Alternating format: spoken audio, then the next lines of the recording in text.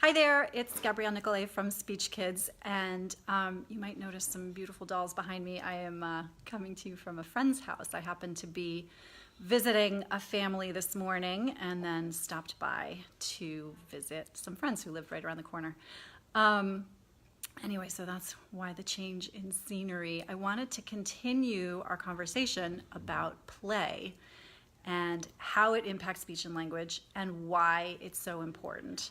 And I actually had quite an experience recently with how play is so important for speech and language development. And I just want to tell you a little story about a little person who is about a little less than 18 months old and not saying very many words.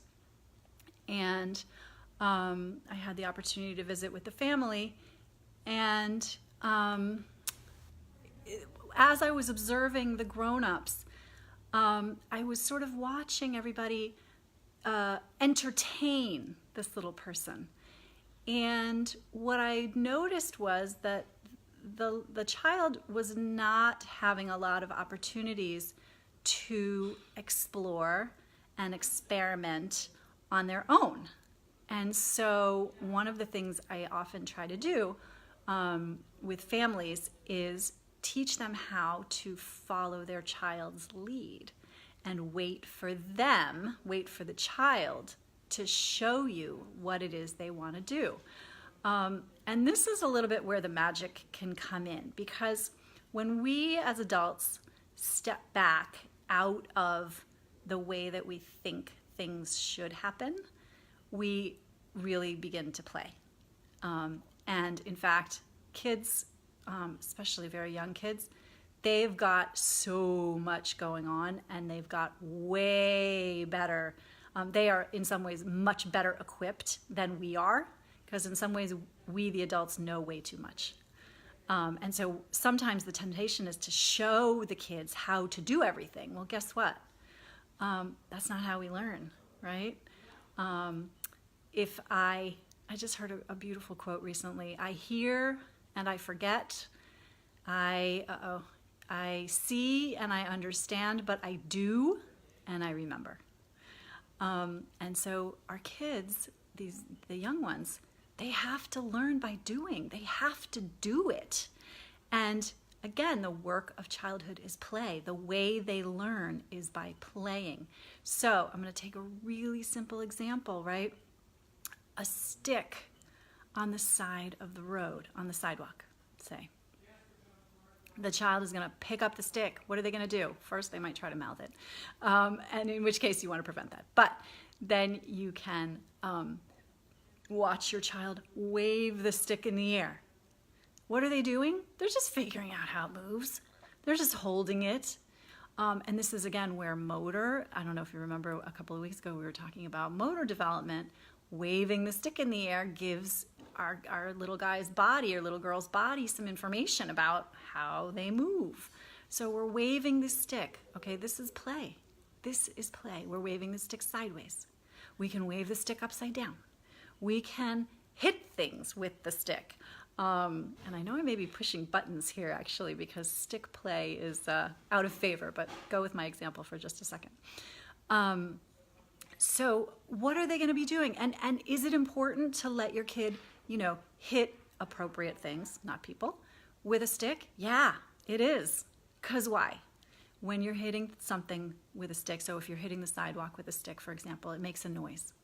It gives feedback, physical feedback, to your child's body about from the stick. So the stick making contact with the ground gives a feeling. That's learning. That's play. Now, if I hit it just as hard, will it do the same thing your child wants to know? If I hit it a little bit less hard, what will happen? If I hit it a little bit more hard, what will happen? Uh-oh, the stick broke. Okay, learning is happening through play. And that play may look completely silly and pointless to us as adults, and yet I assure you it is so important. And so our tendency as adults tends to be For example, to take the stick and make it into something. Let's pretend it's a guitar. Let's pretend it's this. Let's pretend it's that. You know what? In that moment, all your little guy or girl needs to do is be banging. And that's enough. Now, when they get tired of banging, then maybe there's room to make a suggestion to just continue the play a little bit more. Or maybe they're just done and they want to throw the stick away and move on to something else. But in that moment where, excuse me, you've watched a cycle sort of happen, right? Where they've come up with something new, they're trying it, and now I'm kind of done. And you will see if you watch, and here's the key is to step back and watch. Just take your cues from your child. They will show you very clearly what they are interested in and what they are not interested in. And once you see that that interest is starting to wane, then you can step in and maybe give a little nudge. Okay, let's see what happens when we put the stick against the fence that's next to us. And that makes a different noise than banging it on the sidewalk.